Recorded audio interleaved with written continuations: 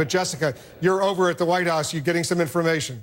Hi, Wolf. I can tell you from a Democratic source that when the president comes out here, he is going to announce that he has asked that the president's going to announce that Treasury Secretary Lew has asked for the acting director of the IRS's resignation and has accepted it. So the acting director of the IRS the president will announce the acting director of the IRS has resigned. That will be the accountability the president has demanded. We will see if that is enough to quell this controversy we have all been so focused on at the IRS, Wolf. All right, the president is going to walk out to the podium right now. We'll hear what the president has to say. He's speaking on this IRS investigation. You got the headline there from our Jessica Yellen. She's over at the White House. As soon as the president's done, we'll get reaction from Congressman Darrell Issa. Here's the president. Good afternoon, everybody. I just finished speaking with Secretary Lew and senior officials at the Treasury Department to discuss the investigation into IRS personnel who improperly screened conservative groups applying for tax-exempt status. And I look forward to taking some questions at tomorrow's press conference, but today I wanted to make sure to get out to all of you some information about what we're doing about this and where we go from here.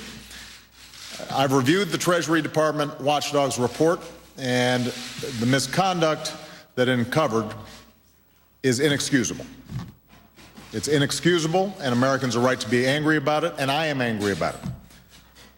I will not tolerate this kind of behavior in any agency, but especially in the IRS, given the power that it has and the reach that it has in all of our lives. And as I said earlier, it should not matter what political stripe you're from.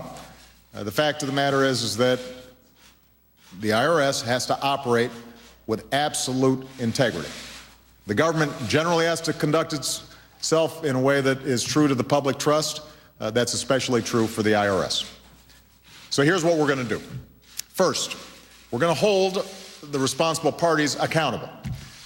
Yesterday, I directed Secretary Lew to follow up on the IG audit to see how this happened and who is responsible and to make sure that we understand all the facts.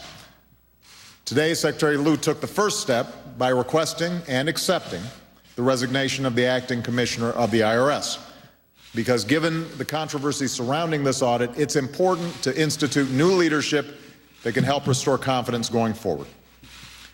Second, we're going to put in place new safeguards to make sure this kind of behavior cannot happen again. And I've directed Secretary Lew to ensure the IRS begins implementing the IG's recommendations right away. Third, we will work with Congress as it performs its oversight role. And our administration has to make sure that we are working hand in hand with Congress to get this thing fixed. Congress, Democrats and Republicans, owe it to the American people to treat that authority with the responsibility it deserves and in a way that doesn't smack of politics or partisan agendas. Because I think one thing that you've seen is across the board, everybody believes what happened as reported in the IG report is an outrage. The good news is it's fixable, and it's in everyone's best interest to work together to fix it. I'll do everything in my power to make sure nothing like this happens again.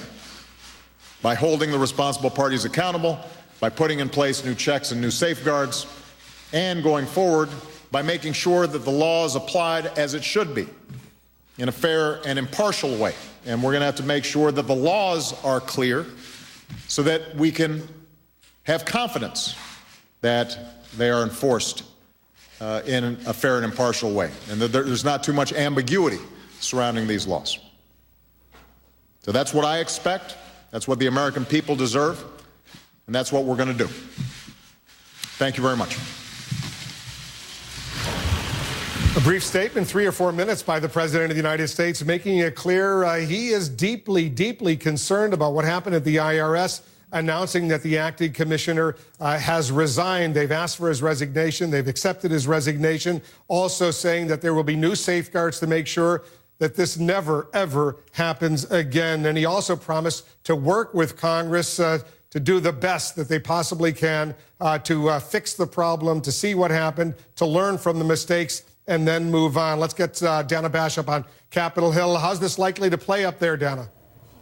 Well, you know, it's going to be mixed because this certainly won't satisfy either Democrats or Republicans in general, but it certainly is a good first step when it comes to accountability. But let me just give you a little bit of context about who Stephen Miller is and why he was in the hot seat perhaps more than anybody right now, because he is the acting commissioner of the IRS. He, we now know, was told about this targeting last year, in May 3rd of 2012. He did not tell Congress about it. He had various kinds of communications and letters and in meetings and so forth, and he neglected to tell Congress. He didn't disclose it.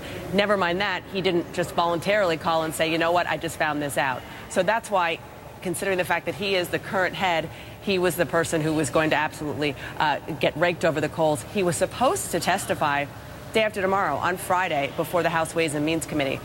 Clearly, don't expect that to happen now, but we'll see. I'm waiting to hear back from the House Ways and Means office about that. But that's why this is so important. The other thing to keep in mind is that the IRS is generally kind of a protected place on purpose. There are few political appointees, only 2. He is one of them. So this was a quick and an easy change for the president to make. Other changes with civil servants are a lot more difficult. Dana, stand by. Let's get some quick reaction from Congressman Darrell Issa. He's joining us now live from Capitol Hill. He listened to what the president had to say over at the White House. He's the chairman of the House Oversight and Government Reform Committee. Did he satisfy you? Did he satisfy your demands, Congressman? Well, Wolf, the president set exactly the right tone. I think that immediate relieving of an acting commissioner who had made false statements and misled Congress is an extremely good first step. One thing I can assure you that he asked for that he's going to get, both the Ways and Means Committee and my committee with my ranking member Elijah Cummings have vowed to do bipartisan work. We've started off that way. We're going to stay that way. The IRS is definitely an issue in which what happens wrong today could happen wrong tomorrow to a different group of Americans. So I think the president's going to find very willing partners on Capitol Hill. I think in this case, we very much take him at his word that he wants to be open and transparent in fixing the system and putting new controls in place. Do you think more people need to be fired over there at the IRS? Well, I think the IG made it clear that there were additional people beyond, obviously, the obvious one of somebody who had made false statements. And we're going to, both the Ways and Means and our committee are going to be getting interviews and public testimony to get further on that. But as you said, many of them are civil service. They can be hard to fire, although you can relieve them from doing things with this level of trust. But again, the IG report made it clear that the system did not have the safeguards the American people would expect. And that'll be part of what the administration and Congress as a legislative body will have to do, is create that comfort level that this will never happen again. So you're accepting the president's challenge to work in a bipartisan way to make sure that this never happens again. So he says he's going to do whatever is necessary. Are you ready to do the same thing? Oh, absolutely. And I think that's where you saw not one but 2 committees call on a bipartisan basis for this. Elijah Cummings and I will disagree on many things, as you can imagine. But this is one where my ranking member came to me almost immediately. We discussed how to go forward. Remember, it was our committee that set the IG in motion June of last year. And he's equally interested in us getting it right. Let me quickly get your reaction to the other news of the day. The White House releasing 100 pages of documents on the emails that resulted in those talking points on the Benghazi attack, the attack that killed 4 Americans, including the U.S. ambassador to Libya, explaining how Susan Rice eventually wound up saying, in effect, what she did say on those 5 Sunday talk shows a few days after the September 11th attack. I assume you welcome the release of these documents. We do welcome them, although releasing them to the press before releasing them to Congress would seem to be pretty inappropriate. And of course, there are many other documents that they're still not releasing. The idea that they selectively say they have deliberative process protection, as they did in Fast and Furious, and they still are in these documents, is an area where we need to come to grips with the administration when the American people are lied to, realizing that their work product should be open for criticism and review. You know, as you know, these emails show it was pretty complex, the back and forth between the CIA, the White House, the State Department, the Pentagon. Let me read a couple of quotes. This from page 59.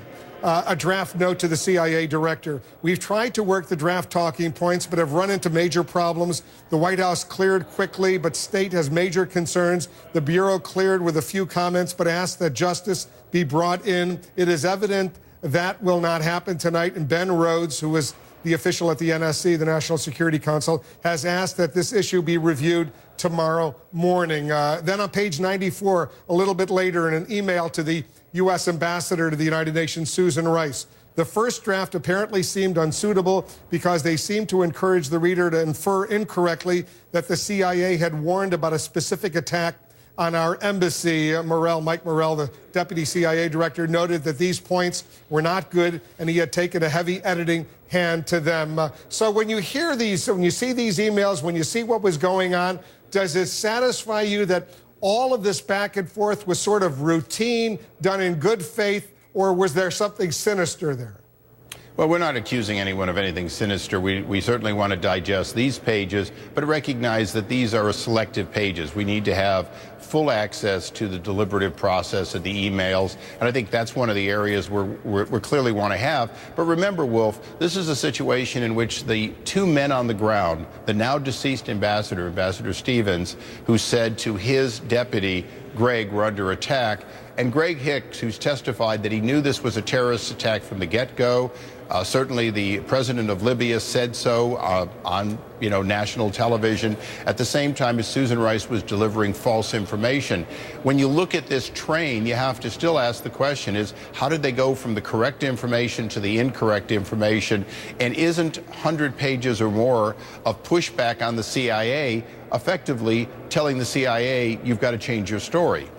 One final question, Congressman, before I let you go. The exchange you had with Eric Holder today, the Attorney General of the United States, on a totally unrelated matter, the Secretary, the Labor Secretary nominee. It was an angry exchange, and he was furious at you. I'm going to play the exchange for our viewers because I want you to respond to what he accused you of. It was pretty biting.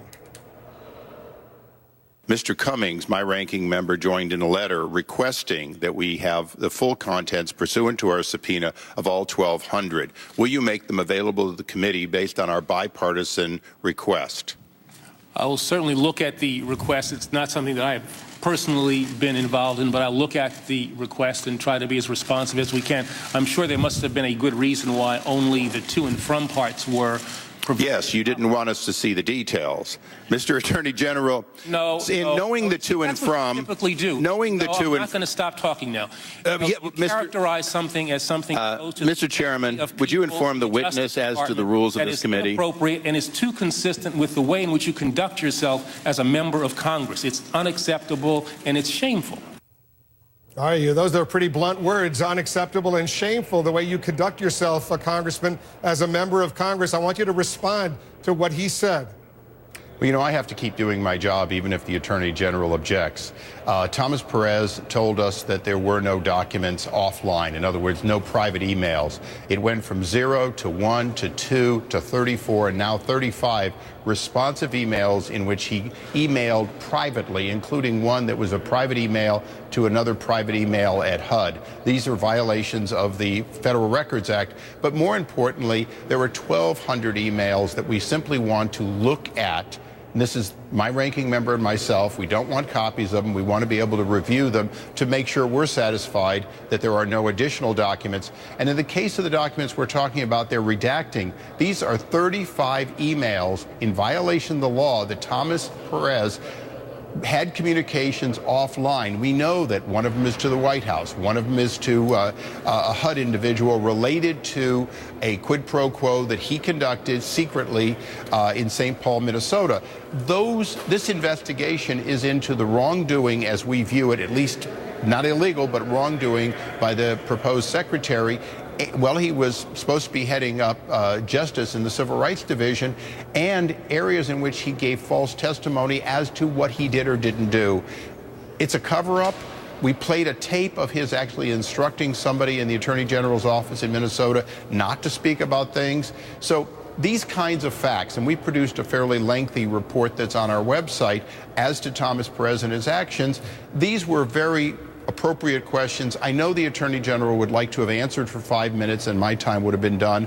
All I was trying to do was ask him questions to hope that he would release information that a very, very strong Democrat and I have both asked for. Darrell Issa is the chairman of the House Oversight and Government Reform Committee. Mr. Chairman, thanks very much for coming in. Thanks for sticking around, listening to the president, and getting your immediate reaction. We appreciate it very much. Of course.